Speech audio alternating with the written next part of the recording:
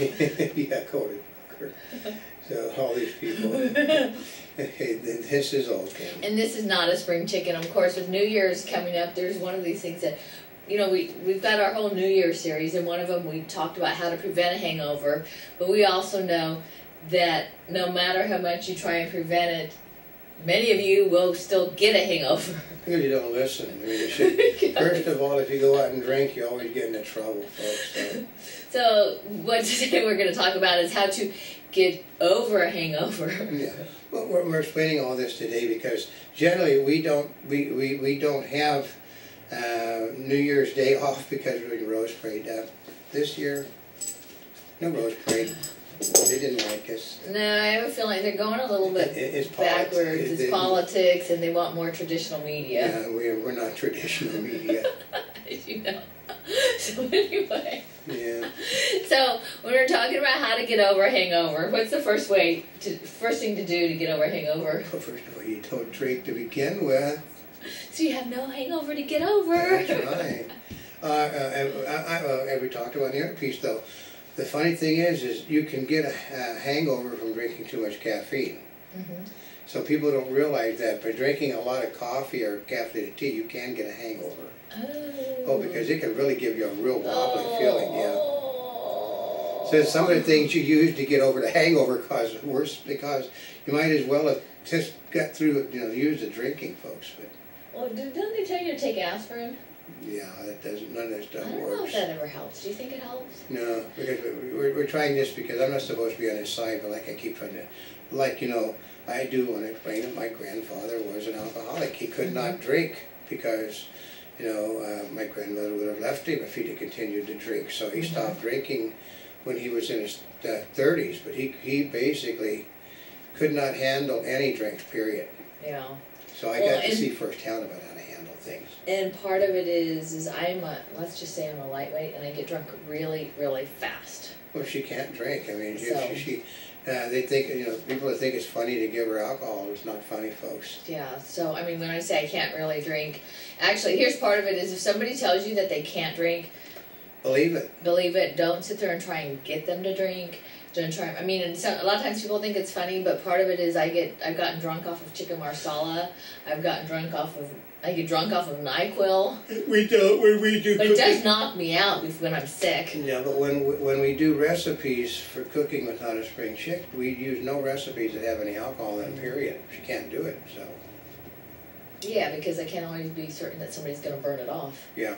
As they didn't do with the chicken marsala, which I got drunk with. Yeah. That was at a restaurant, actually. Well, she gets funny when she drinks. Until she gets sick. Actually, it can kill her, so don't, if you think that giving her alcohol is to get her to get up on a table and dance is a funny thing, no, she turns red, she gets alcohol poisoning. You give her alcohol, kill her. Yeah. And so part of it is if you see somebody that is, well, they don't necessarily have to be Asian. If they start turning red from head to toe and they're not normally red, that probably means they're getting drunk. Yeah. There's other nationalities that don't metabolize it well. Indians do not drink. Don't. Asians don't. It's a real fun thing. My mother's an Indian. I can drink like a fish. I have also German and Irish, real close members of the family, so they can drink like you not believe. Mm-hmm. So number one, or actually, I guess the first one, we're number two, right? Yeah. Number two is sleep in a cold room. Okay. Because what happens, I try to explain to people, a hot room helps to metabolize the food that's in your system that's keeping you from, we had to stop because we had the FCC's costume malfunction. Yeah, she gets excited when she's doing some of her things. Yeah. Okay, going back to sleeping. Sleep in a cold, dark place. Yeah, and with as little noise as possible, what we were talking about before.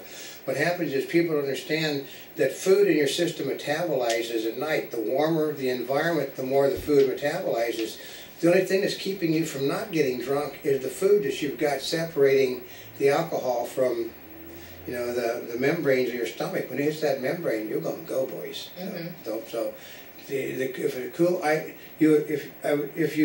The tendency is if you have a full stomach and you can handle the alcohol to a certain extent, if you can get it into the next morning, you're far better handling the thing awake than you are waking up, having the alcohol hit you all of a sudden. Oh. Yep. Yeah, I would say get up slowly. Yeah. Wake up slowly. Always get up slowly. Because if you don't get up slowly, you might be falling down. Yeah. Number, I guess what it is? 3. Is that 3? Whatever it is, it's... No, that was 2. 3, get up slowly. 4, this is 4. Oh, 4. Oh, getting up slowly was one of your things. I thought it was just get up slowly because you're drinking. Well, no, it's like how to get over it. Well, I guess that is kind of, that is kind of part of it. That's just, that's not to help you get over it. Yeah. Although if you fall down... Stay down. Honestly, if you fall down, stay down. Okay, the next one. I think this is 3 or 4. Yeah. Eat a healthy breakfast. There's the problem with eating a healthy breakfast is that Yeah. the fact that if you are drunk, you're going to lose that. You're going to lose that. You'll But lose then it might that. take some of that alcohol out of your system. Not really, because it's already in the Oh, membrane of your that's system. right, because it's already You're been only that before. losing what you ate. I mean, it's just, I know people that would drink all night long and the next morning they would go drink a glass of just old, cold milk, thinking that, well, that's going to help, because it's got But to it was sour. cold. It was cold, and it- it probably made him throw up. It's got to sour the milk, and it'll cause me to, dump the stuff out. And no, the alcohol's already in the system. You can't purge it by throwing up the next morning. That You don't- do it the night before after you do it. Yeah, so If you're going it's to. not going to help you the next day. It'll make you feel worse because it'll make your ribs hurt really bad. I know that from people. But I've heard that potassium, like bananas. Bananas help. But too many bananas will make you get you stopped up. Yeah, so, Some banana. Yeah, so some, potassium. Eating a banana, I've been heard that will help you, so. Yeah. We As get, well. Yeah. we'll get around to funny drinks in a little while that really don't help. No. Well, I'll add the next one, which is take your vitamins.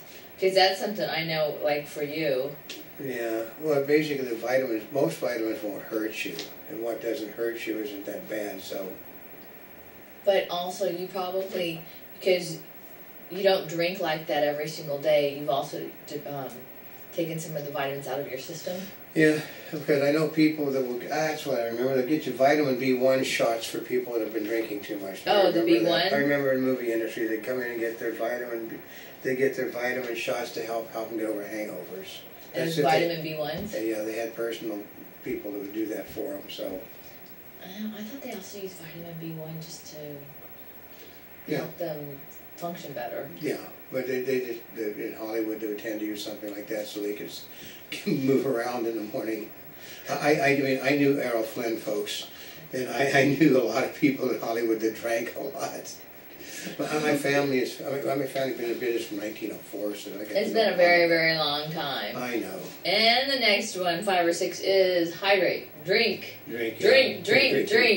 I don't think, I think I would probably drink, I would drink... Drink warm water. I would drink non-caffeinated products and non-sweet products.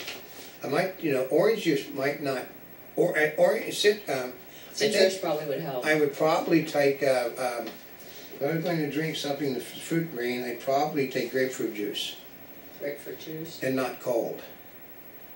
Because the cold's going to have a really bad reaction on your system. But drink non-caffeinated drinks. Yeah. Water. Yeah. Probably warm water, right? Warm water. Probably warm water with a little bit of salt in it. Because you're going to, what happens is alcohol tends to dehydrate you and flush the salts out of the system. Oh, so now you're putting them back in. Yeah. So actually, if you're preventing them, should you drink water with salt the night before too? It probably wouldn't hurt to take something. So that's why they I have should drink salted water. pretzels and stuff and peanuts in places. Is to get salt in your system, because if you're drinking a lot and you're going to the bathroom a lot, you're basically pumping the salt out of your system. Oh, which is one of the reasons why you're dehydrated. Yep. Yeah. Yep. Okay. And the last one, avoid talking to people. Well, because they're always going to ask stupid questions. And you're also going to do something stupid, Yeah. and you're probably not in a very good mood. Yeah, but and there's others like people have seen them, all these weird concoctions to drink to help you get over the Tabasco sauce, eggs. Do those help? No, it can't possibly help because It's in. I think they're just using those concoctions like to. Because it makes you throw up, and they think that causing you to throw up is going to make you feel better. The throw up was the night before when you were drinking. It's in the membranes of your body. It's basically, it goes into the membranes of your stomach, and you can't get it out by throwing up. So drinking something revolting, you know, I mean, like they'll show you. Okay, I did a movie called El Dorado where I was playing one of the cowboys in the thing, where they sobered up. They sobered up Robert Mitchum by giving him all sorts of stuff to drink, and then put a little gunpowder in the basic, and you know, yeah, that doesn't work, folks, because he'd been drunk for weeks. So, and basically, it's not going to make him the next day better. Because I might want to kill you. So, but emptying the stomach of a person that's been drinking too much the next day is not going to help that person get along. He's going to, the fact that he's lost everything in his stomach is going to make the person more drunk the next day and harder to sober up. Yeah. So, by adding more water, do you dilute your system by having more water in there? Basically, if you're drinking water or something like that, you're giving your system something to pump out other than the salts that you need to keep your system functioning properly. Right, and then if you drink the water, you have to go to the bathroom, you take some of the other stuff out of your system. Yeah, so. Well, that's a really good reason. Yeah. But this is just, you know, I mean, like I said, I don't have the problem, but I did grow up in Hollywood. God, did I see. So what else did they do to get over the... Well, there were a lot of vitamin shots and vitamin shots. Steam, there were steam cabinets. Steam cabinets? They were set in a steam, you know. Oh, steam room. No, in my day we had steam cabinets. Oh. You sat there with the little, set in the thing with the little cabinet, you know. Oh, basically it's to sweat it out? It's to sweat it out. A lot of people, I also knew people that would go out and do road work. You know, they go out and run because they're trying to sweat it out of the system, because what they're trying to do is to cause metabolism to speed up. But all it does is it makes you drunker. Well, wait a minute, but if you're working, well, actually you're not sweating it out. Okay. The steam room, you sweat it out. Yeah. As far as I know, I can go back to the oldest remedy in the world, which my grandmother would always prescribe.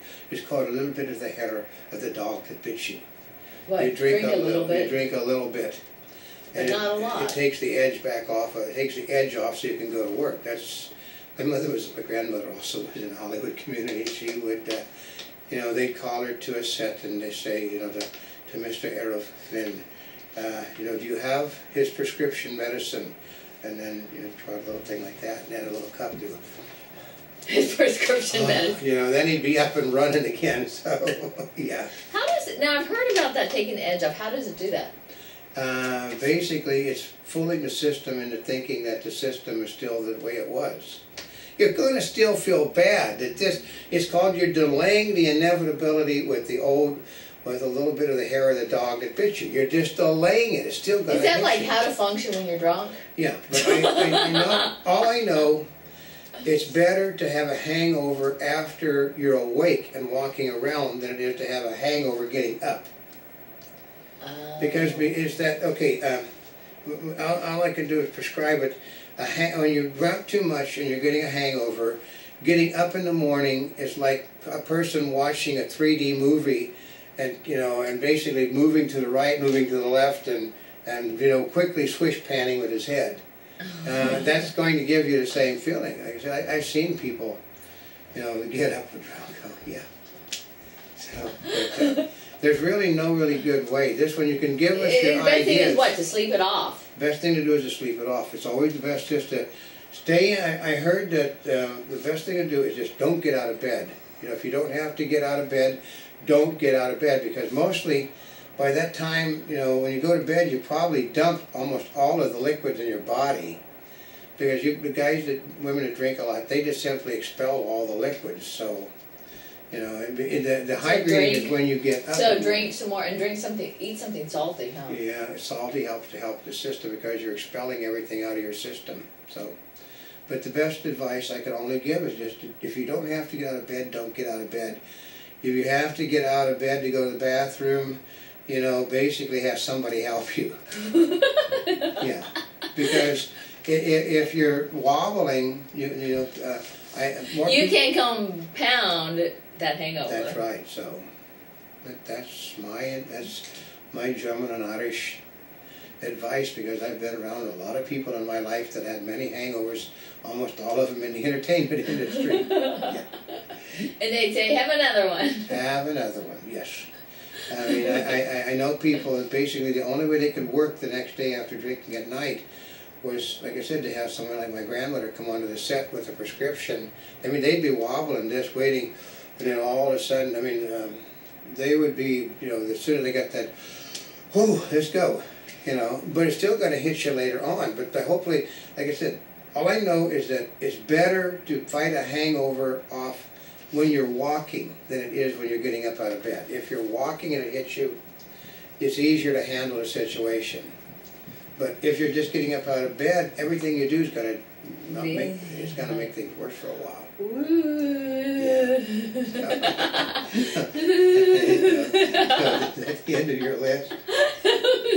I know she's wild about it because she's never had a hangover. I actually have. Yeah. Ooh. And I just went back to sleep. Oh, she went back. Well, but that's how she handles everything. She just goes back to sleep. She pulls the blankets over. Then you wake up in the morning and it's all better. It's all better, yeah. Yeah. But that was after she left the nunnery that she had a hangover. You know, because what happened, you know, that God punished her for leaving the nunnery. So yeah. So next time, this is okay. And this is not a spring chicken. This is one of those things on how to get over a hangover. Send us your ideas. There's a lot of people that could benefit from it. Yeah, well, because all I know is what I've seen. This is simply first-hand experience. But there are people that basically deal more with people that drink than I have in my life. Mm-hmm. You know, I mean, my people were serious drunk. They were serious drinkers. They weren't drunks. They were just serious drinkers. I mean, I even knew Edgar Fields. I mean, God, I mean, Fields.